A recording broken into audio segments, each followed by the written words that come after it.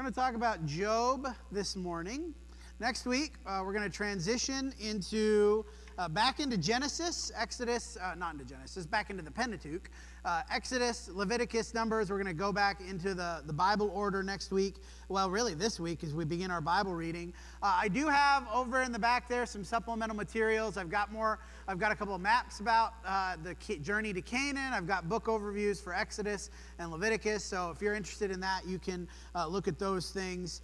This morning, we're going to talk about, as we're thinking about the book of Job, we're going to talk about pain, the problem of pain. And really, we're going to do a double feature today. Part one and part two. Part two will be this evening, as we're thinking about the problem of pain in a broad sense, otherwise known as the problem of evil, the problem of suffering. I like the problem of pain because it's all alliterative with the P's. But simply put, all religions have to grapple with suffering in some way. Why, given the existence of, I've got gods here because not all religions believe in Yahweh, but given the existence of gods or God, why does suffering exist? Why does evil exist? The problem is particularly acute for the Abrahamic faiths, and I'm using Abrahamic here. Judaism, Christianity, Islam, these are called the Abrahamic faiths because they originate with Abraham, because of Yahweh's nature. A lot of gods, other religions, they don't really claim that their God has the characteristics that make this a problem, the problem of suffering or evil. Yahweh does have characteristics, claims to have some serious characteristics that contribute to this problem. Now, tonight, again, this is sort of a two-parter. We're going to talk about Job in this morning's lesson. Tonight, we're going to consider the more classical approach to the problem of pain, thinking about the nature of Yahweh, the nature of creation, the purpose of creation. We'll talk about some of those things tonight. This morning, there is really one answer in Job as we think about the problem of suffering. How do we grapple with evil in a world with a God that supposedly is all good, all powerful, all knowledgeable? How do we deal with that? The answer in Job is, ultimately, we have to consider our ignorance. And that's what we'll talk about this morning. When we think about the questions that we ask when people are suffering, why is this happening to me? Why does God allow this? What did I do to deserve this? How can this be fair? We have questions about suffering, about pain, about evil that ultimately we can't answer. Now we have some answers. We can we can have some partial answers. We know some of the picture. We can understand some of the causality, but ultimately we struggle because we don't know. I don't know how it's fair. I don't know why God's allowing this to happen. And think about your own lives, the suffering that you've experienced, the pain that you've experienced. Your struggle is ignorance. I think if we knew, we think maybe if I just knew why. Welcome to Job. That is his struggle. That is his central problem. If I just knew why. But ultimately we don't. The book of Job is all about ignorance. Really, most of the narrative, it's a conversation. Most of the book's a conversation, really. I guess it's not narrative, but most of the conversation, the dialogue, is driven by ignorance. Job's ignorance, his friend's ignorance, ultimately at the end of the book, the ignorance of our entire species writ large. We begin first with a very important piece of ignorance. They all seem to be, and by they all I mean Job and his four friends. There's the original three friends, and then there's Elihu later at the book. But all five of the people seem to be totally ignorant of Satan. Now, we as the reader, we're not. But none of them ever consider, in all of these chapters, I don't know how much it is, 35 chapters of dialogue, none of them ever consider or mention that there might be some other power at work other than Yahweh. Now, they do know about angels. We're not going to read 5:1, 15:15. They do have some awareness of seemingly spiritual or heavenly entities, but none of them ever mention Satan. And it kind of, as the book is framed, seems weird, because we know, as the reader, we're reading the story later on, the author of the book really does frame their ignorance very intentionally, right? The book begins with this conversation between Satan and God, and two conversations, really. And God is really being provoked. Well, kind of God is provoking Satan in some ways, but God is allowing Satan to do these things. But all of the people in the book ascribe Job's condition to God very directly. Job 6:4. And what I'm doing here in the readings here, This will be the text, and then I'm having who the speaker is, because the book is so dialogue-based. As you're looking at the readings on the screen, this is who is speaking in the text. For the arrows of the Almighty are in me. The arrows of the Almighty, not the arrows of Satan, not the flaming darts of the devil. The arrows of the Almighty are in me. My spirit drinks their poison. The terrors of God are arrayed against me. Not the terrors of Satan. The terrors of God are arrayed against me. 33:19 through 20, this is Elihu. Man is also rebuked with pain on his bed. Rebuked, the idea of rebuked, well, that's not Satan. Satan doesn't rebuke, he torments, he punishes. But the idea of correction, rebuke is a correcting word. God is the rebuker, right? Man is rebuked with pain on his bed, with continual strife in his bones. His life loathes bread, and his appetite the choicest food. The people in the story seem to have no idea that Satan exists, that he does anything at all. They attribute everything to God's direct action. And the story frames their ignorance, again, very intentionally. The opening chapters explain things to the readers, us, that Job and his friends don't know. This conversation, this dialogue that happens between Satan and God at the beginning of the book, there's no indication anywhere in the book that any of the 5 people ever know about that. God doesn't tell them. They never have any knowledge that this is really what's going on. When we misassign blame, as we go through these levels of ignorance in the story of Job, what we're going to focus on today, this morning, well, again, tonight we'll talk about sort of the classic approach, the more apologetic approach to the problem of pain. But today I want to think about our own suffering. Why we struggle with pain so much. Reason number 1 is we misassign blame. When we misassign blame for suffering, we think someone isn't responsible, either God or Satan or other people. We assign blame to the pain in our lives, and when we do that wrongly, when we don't understand who exactly is at fault, we're much more likely to fall into doubt and despair. You need to be careful. We need to be very careful in casting, that's obviously a typo up there, casting blame for the pain in life. Be careful if you think you know who's responsible for your suffering. Maybe you do. We can make some good guesses. But you do not know everything. And when we fall into blame, if we're misassigning blame, we're much more likely to fall also then into despair and doubt. Ignorance number 1 in Job, who is at fault? None of them seem to know about Satan at all. The second part of ignorance here, the whole argument between Job and his 3 friends, and then Elihu later on, the whole argument depends on his friends' ignorance. His friends are ignorant very specifically of one thing. His friends put their worldview, that is the way they think about the world, the way they think about suffering and religion and God, they put their worldview ahead of experience. They assumed that Job was unrighteous because their theology depended on it. They put the wrong thing in front. In their experience, we know, we can say this very confidently, they did not have experience with Job as an evildoer. I can feel confident about that because of how God describes Job. This is in the beginning of the book, right? 1:8.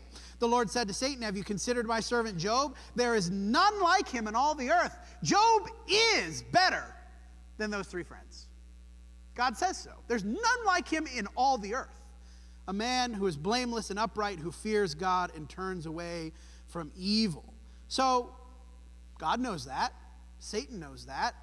Job knows that to some degree. We'll talk about that in a minute. His friends don't. They are ignorant of Job's righteousness.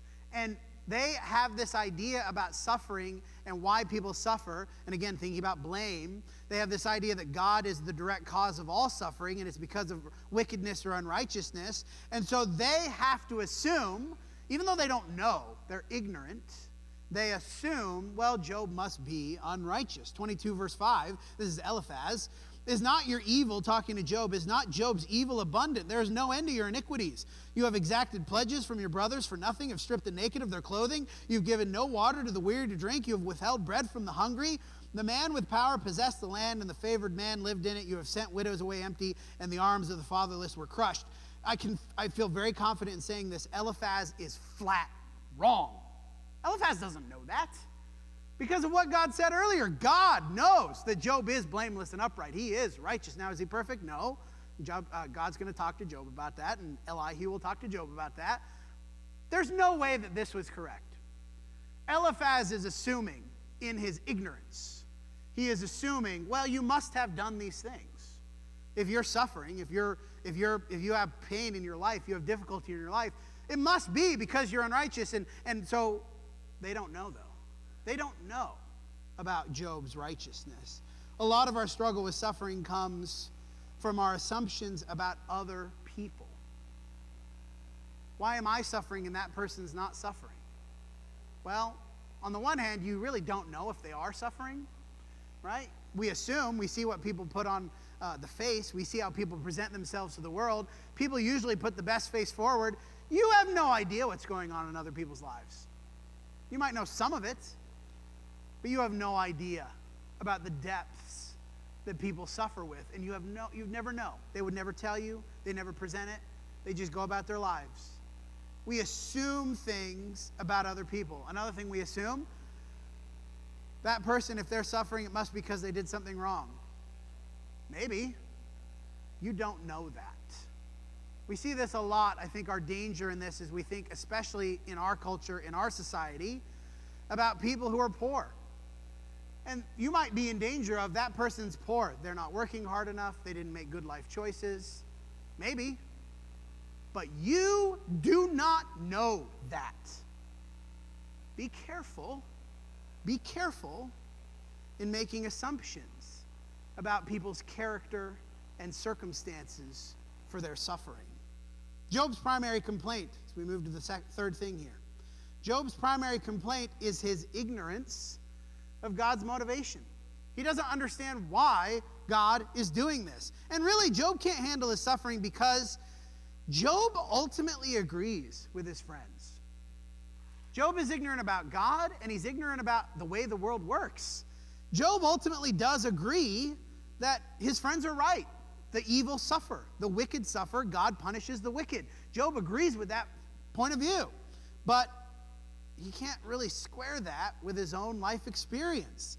Job 23, verses 1 through 5. Today my complaint is bitter. My hand is heavy on account of my groaning. Oh, that I knew where I might find him, that I might come even to his seat. I would lay my case before him, fill my mouth with arguments. I would know what he would answer me and understand what he would say to me. This is the classic. Why is this happening to me? Have you ever asked that question? When a loved one is dying? When you have some horrible disease or injury? When there's some natural disaster? We think about Lee mentioned in his prayers, several natural disasters. Why is this happening?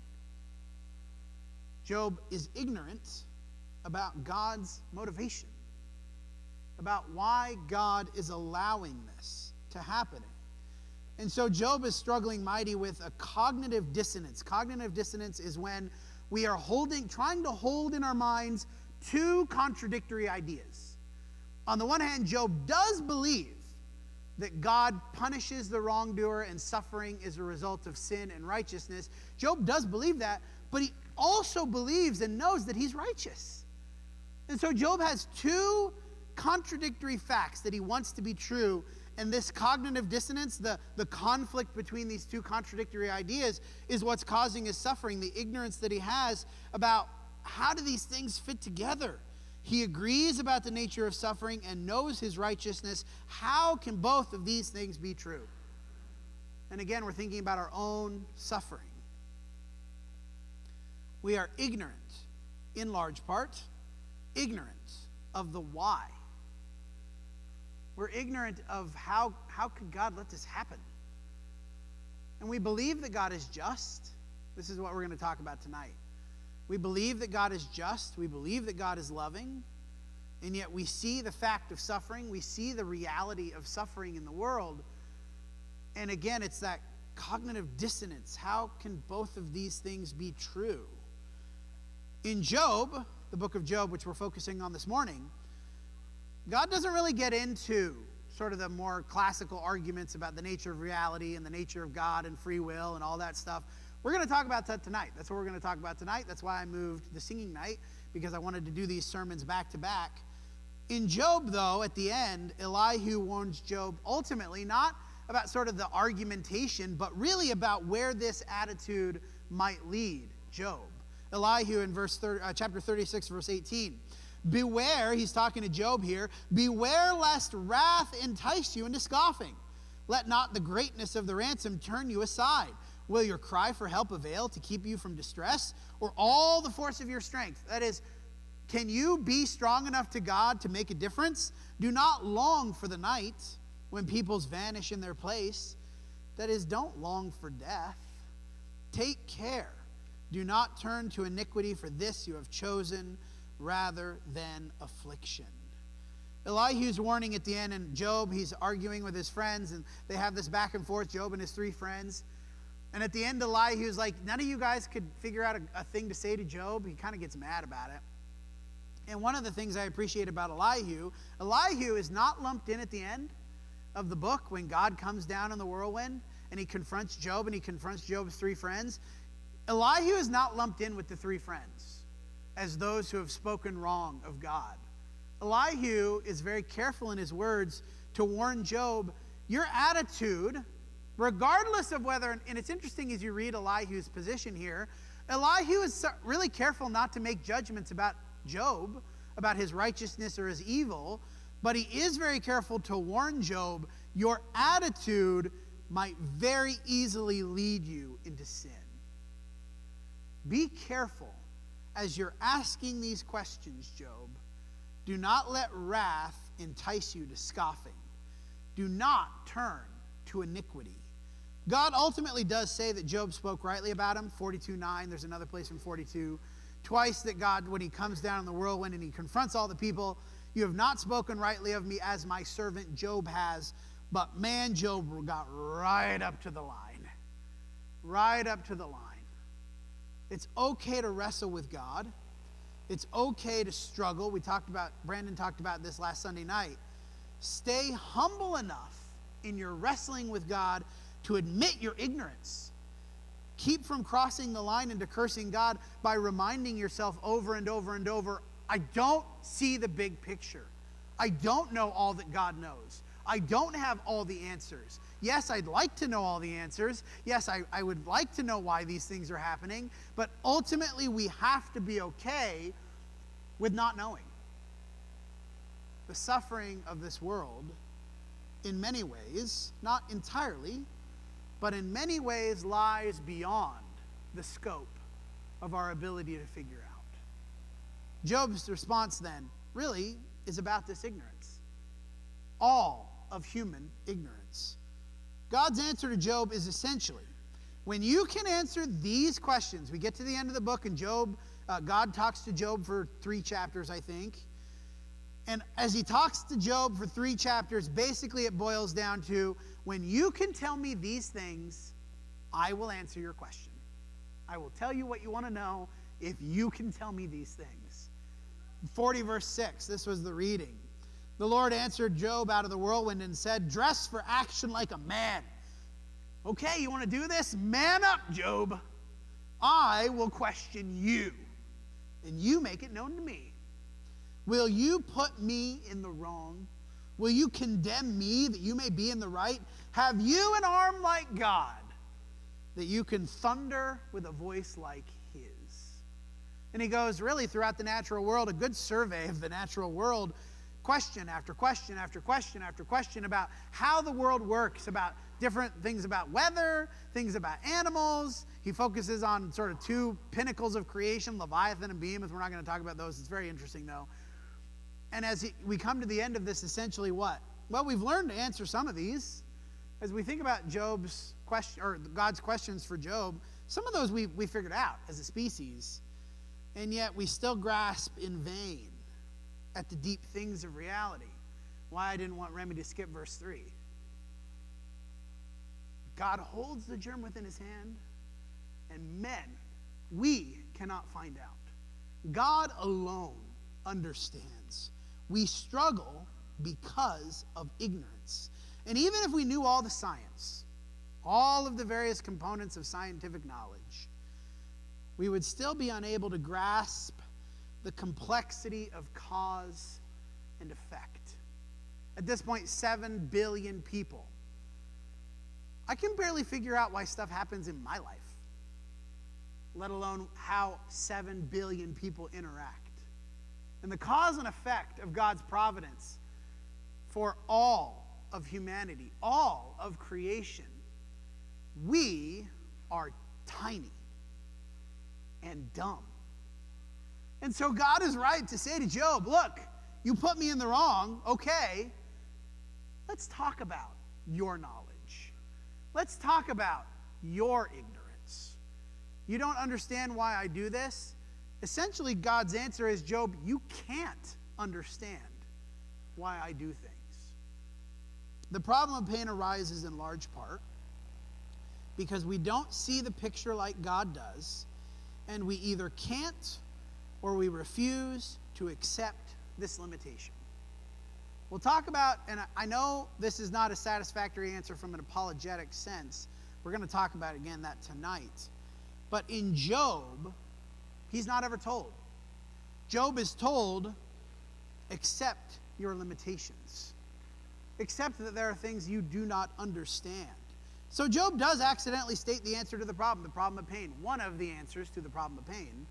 Fairly early on in the book, he reiterates it at the end, and it goes back to a verse that we've read maybe every week as we've gone through the story of the Bible. I promise we won't read it every week, but as we go through this answer here, ultimately Job 13, 15, and 16 is the answer. Though he slay me, I will hope in him. Yet I will argue my ways to his face. I'm still going to wrestle, but this will be my salvation. The godless shall not come before him. Isn't this an expression of faith? I don't understand what's going on, but the godless will not come before him. I will hope in him. In the end of the book, 42 verse 3, who is this that hides counsel without knowledge? Job is quoting God back to himself. Therefore I have uttered what I did not understand, things too wonderful for me, which I did not know. Hear and I will speak, I will question you, and you make it known to me. Again, he's quoting God back to God. I had heard of you by hearing of the ear, but now my eyes see you. And my seeing, the seeing that Job was given, seeing God, was not knowledge of God's questions. It was not the answers that Job was seeking, but it was an awareness. What Job got to see, what Job was shown, is how awesome and powerful and majestic and holy God is. I'd heard of you before, but now I see you face to face. And my reaction to seeing you, to understanding your power, understanding your awesomeness, your glory, your amazing nature, my response to that only can be, therefore I despise myself. I repent in dust and ashes. It comes back to, as it always does, as it always will, Hebrews 11:6. Who, without faith, it is impossible to please him. For whoever would draw near to God must believe that he exists and that he rewards those who seek him. We read the same thing in our study of Abraham, Isaac, and Jacob, right? The patriarchs. We've read the same thing again, I think, almost every week in our study as we go through the Bible. This verse is one of the pillars. You want to be pleasing to God, you have to believe that he exists and he rewards those who seek him, even if you don't see how it's going to happen. In my suffering, I don't know how God's going to reward me. That was ultimately Job's main problem, right? Job and his 3 friends. They didn't understand this mechanism. And that brings us to the last ignorance in Job. What about heaven? Really, this is the ignorance not just in Job, but is the primary ignorance in the entire Old Testament. One of the main separations, as we talked about overview of the Bible, the Old Testament and the New Testament, we're thinking about not just the Old Testament in the sense of the law of Moses, but the old covenants. The covenant given to Abraham, the covenant given to David, the covenant given to Moses, right? These old covenants versus the new covenant, the covenant of Christ. One of the main differences between all the covenants that came before and the one that we have is this knowledge. We get to know about heaven. One of the main struggles, we'll see this when we get to Ecclesiastes, Solomon's struggle in Ecclesiastes. is that Job and his friends believe that God only has this life to make things right and fair. That we are limited to this existence in our pursuit of justice. Job 21:3, this is Job. The wicked spend their days in prosperity, and in peace they go down to Sheol. 14 verse 10, this is also Job. A man dies and is laid low. Man breathes his last, and where is he? Waters fall from a lake, and rivers waste away and dry up. So a man lies down and rises not again. Till the heavens are no more, he will not wake or be roused out of his sleep. Oh, that you would hide me in Sheol, that you would let me be dead, right? That you would conceal me until your wrath be past. You would appoint me a set time and remember me. If a man dies, shall he live again? And the implied answer for Job and his three friends, no. If a man dies, he shall not live again. That's the end of his suffering. Wicked prosper, they go down in peace to Sheol. Please let me die, so that it would be the end of my suffering. I would not have to think about it anymore. Because, of course, once we're dead, that's it. But, of course, the knowledge of heaven changes the entire calculus as we think about the problem of pain. The knowledge of heaven alters everything about that problem. Because no longer is the calculus just the suffering of life, but there's something beyond. A mechanism by which God will make everything right. Maybe not now, maybe not in your life. You might suffer the rest of your life. I hate to tell you that, but really, think about some people in the Old Testament. They suffered for decades and decades and decades. But God will make it right. He will. I don't know how it's going to happen in this life, but I don't need to know that, because I have hope that comes in eternity. We're going to end with Romans 8:18 through 25. This is our last verse. For I consider the suffering of this present time are not worth comparing to the glory that is to be revealed to us. For the creation waits with the eager longing for the revealing of the sons of God. For the creation was subjected to futility. Creation subjected to futility, what is that? Decay, death, disease, war, famine. Put whatever you want to put in there. That's the futility of creation.